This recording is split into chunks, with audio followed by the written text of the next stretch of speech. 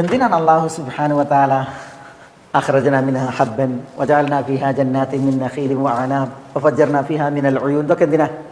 ലിയഅകുലു മിൻ സമരിഹി വമാ അമിലത്ഹു ഐദീഹിം അഫലാ യശ്കുറൂൻ. എന്തിനാ? ലിയഅകുലു മിൻ സമരിഹി, ലിയഅകുലു അവർ തിന്നാൻ വേണ്ടി. അവർ തിന്നാൻ വേണ്ടി. ആര് തിന്നാൻ വേണ്ടി? ആർക്കാണ് അല്ലാഹു സുബ്ഹാനഹു വ തആല ഈ ആയത്ത് പറഞ്ഞത്? അവർ പ്രത്യേകിച്ച് അള്ളാഹിൻ്റെ കുദറത്തിനെ, കഴിവിനെ സമ്മതിക്കാത്ത, അള്ളാഹുവിൻ്റെ അനുഗ്രഹങ്ങളെ നന്ദിപൂർവ്വം സ്മരിക്കാത്ത ആ ആളുകൾ ഉൾപ്പെടെയുള്ളവർ. ലിയഅകുലു അവർ തിന്നാൻ വേണ്ടി. മിൻ സമരിഹി, മിൻ സമരിഹി എന്താ? സമർ ഫലങ്ങളാണ്. ഫലങ്ങൾ പഴങ്ങളും ഒക്കെ അതിൽ പെട്ടു. ഫവാക്കി എന്ന് പറഞ്ഞെങ്കിൽ നമ്മളിപ്പോൾ ആപ്പിള്, ഓറഞ്ച്, മുന്തിരി പോലുള്ളതൊക്കെ ഫവാക്കിഹാണ്. സമർ എന്ന് പറഞ്ഞെങ്കിൽ ഒന്നുകൂടി അർത്ഥം കൂടി.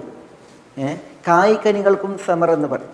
കായ്ക്കനികളുണ്ടല്ലോ, അപ്പോൾ നമ്മൾ ഫ്രൂട്ട്സുകളല്ലാത്ത ഇതൊക്കെ കിഴങ്ങുകൾ, ഇതൊക്കെ സമറുകളാണ്. ലിയഅകുലു മിൻ സമരിഹി, അതിൻ്റെ സമറിൽ നിന്ന് അവർ തിന്നാൻ വേണ്ടിയിട്ട്. അതിൻ്റെ സമറുകൾ എന്ന് പറഞ്ഞിട്ടുണ്ടെങ്കിൽ ഈ അതിൻ്റെ എന്നുള്ളത് കൊണ്ട് ഉദ്ദേശിക്കുന്നത് ഈ തോട്ടങ്ങളുടെ നഖീൽ, ഇനബ്, അതേപോലെ തന്നെയൊക്കെയുള്ള തോട്ടങ്ങളുണ്ടല്ലോ, അതിൻ്റെ സമറിൽ നിന്ന് അവർ തിന്നാൻ വേണ്ടിയിട്ട്.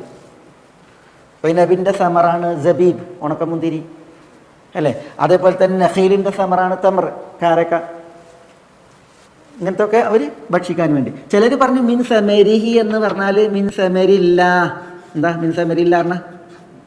അള്ളാഹുവിൻ്റെ സമർ എന്ന് പറഞ്ഞാൽ അള്ളാഹു സുബ്ഹാനഹു വ തആല തരുന്ന, വിളയിപ്പിക്കുന്ന, കനിയുന്ന, സൃഷ്ടിക്കുന്ന സമറിൽ നിന്ന് അവർ തിന്നാൻ വേണ്ടി.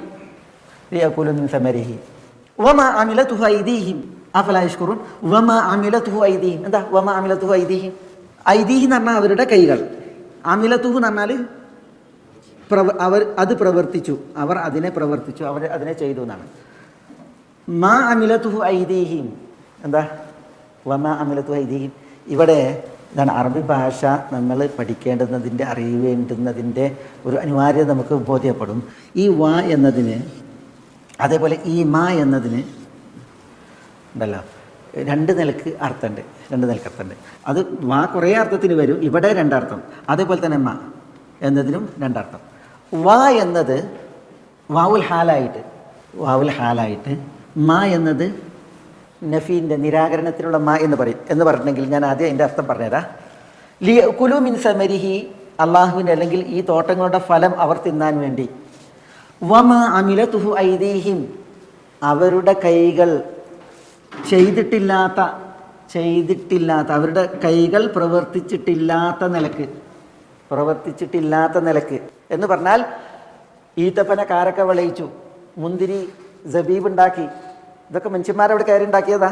സൃഷ്ടിച്ചതാ? അല്ല, മനുഷ്യന്മാരുണ്ടാക്കിയതല്ല, പിന്നെ അത് അള്ളാഹ് ഉണ്ടാക്കിയതാണ്. അവരുടെ കൈകൾ ഉണ്ടാക്കിയതല്ല എന്ന നിലക്ക് അതിൻ്റെ ഫലങ്ങൾ എന്ത് ചെയ്യുന്നു? അവർ ഭക്ഷിക്കുന്നതിന് വേണ്ടി. അവർ തിന്നുന്നത് അവരുടെ കരങ്ങൾ കൊണ്ടുണ്ടാക്കിയതല്ല, ആ നിലക്ക് അവർ ഭക്ഷിക്കുന്നതിന് വേണ്ടി.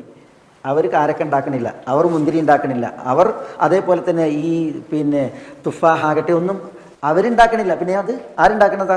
അള്ളാഹു ഉണ്ടാക്കുന്നതാണ്. അള്ളാഹു ഉണ്ടാക്കുന്ന ആ ഫലങ്ങൾ അവരുടെ കൈ കൊണ്ട് അത് നിർമ്മിക്കുന്നതിൽ ഒരു പങ്കുമില്ല.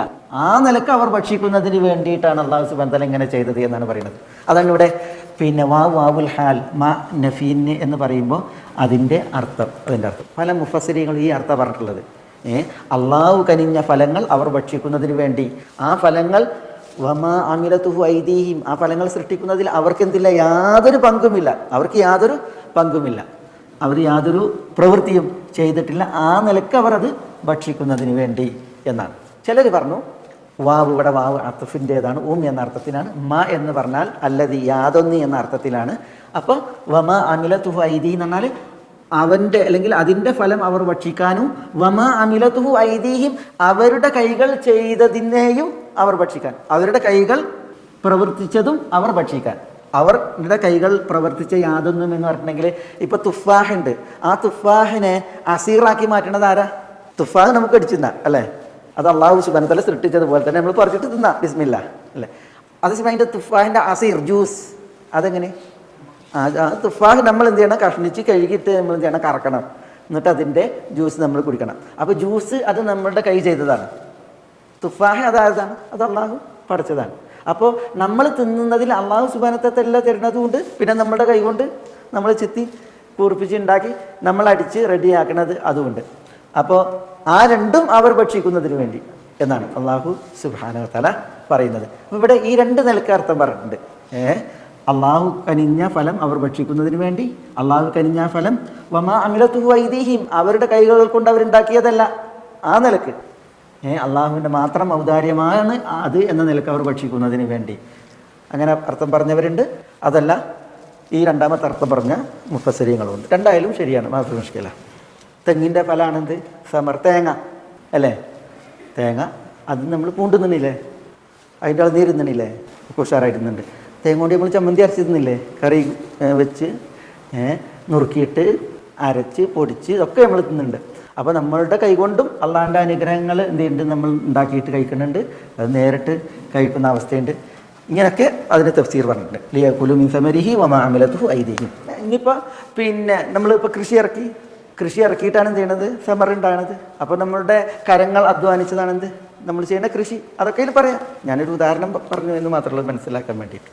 നമ്മളുടെ അധ്വാനമുണ്ട്, പിന്നെ അള്ളാഹു സുബ്ഹാനഹു വതആല കരിയുന്നതുകൊണ്ട്. പക്ഷെ എന്തായാലും രണ്ടിനും എന്ത് വേണം, അള്ളാഹ്ക്ക് ശുക്ർ ചെയ്യണം. കാരണം നമ്മളിപ്പോൾ ഉണ്ടാക്കിയെന്ന് വിചാരിച്ചിട്ട് ഇത് മുളക്കുവോ, സമൃദ്ധമാകുമോ, യഥാവിധം കിട്ടുമോ?